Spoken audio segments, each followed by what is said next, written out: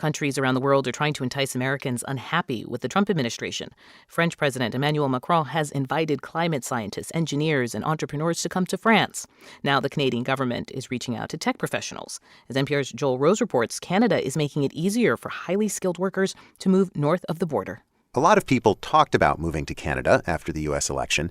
Catherine Hume actually did. Earlier this month, Hume packed up her apartment in New York and moved to Toronto. It was going on Facebook and being like, I'm done, I'm moving to Canada. It was a little bit more organic. Hume works in the field of artificial intelligence. She is employee number 3 at a startup company called Integrate AI, where her title is Vice President of Product and Strategy. I had a couple of job offers also in the U.S., and I chose it primarily because it really felt like the right job. Still, Hume says Trump's election was in the back of her mind. She voted for Hillary Clinton. I thought, if there's a time to move to Canada, it may as well be now. Canadian tech companies are hoping to capitalize on this moment.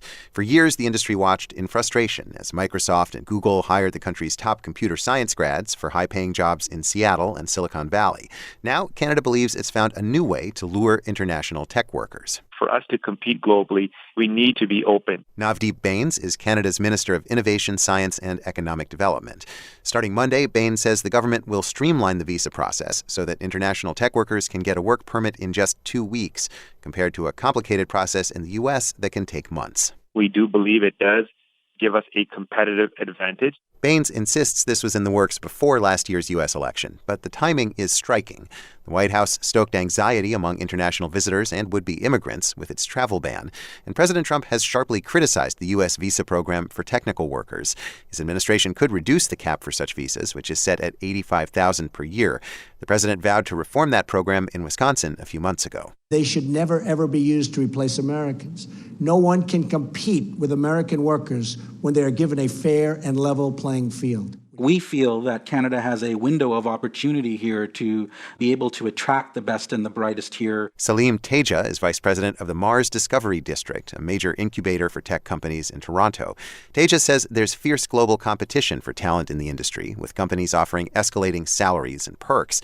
And those employers need to know that they can get visas for the people they're hiring. A lot of these technology companies are very international businesses where talent is flowing freely in and out of different countries. And I think that if the U.S. becomes a tough place to do business that way, they may look at Canada as an easy market for them to set up in. Facebook, Google, and Uber have recently opened or expanded their offices in Toronto. Microsoft has satellite offices in Vancouver, and smaller Canadian companies say they're getting interest from a pool of American and international job applicants they hadn't heard from before.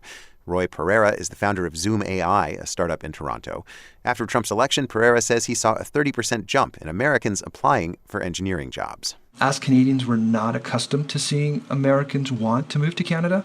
They have a perception that Canada's cold, but there is a certain anxiety around the immigration policies and so forth. Pereira and others hope that means a warmer forecast for the Canadian tech industry. Joel Rose, NPR News.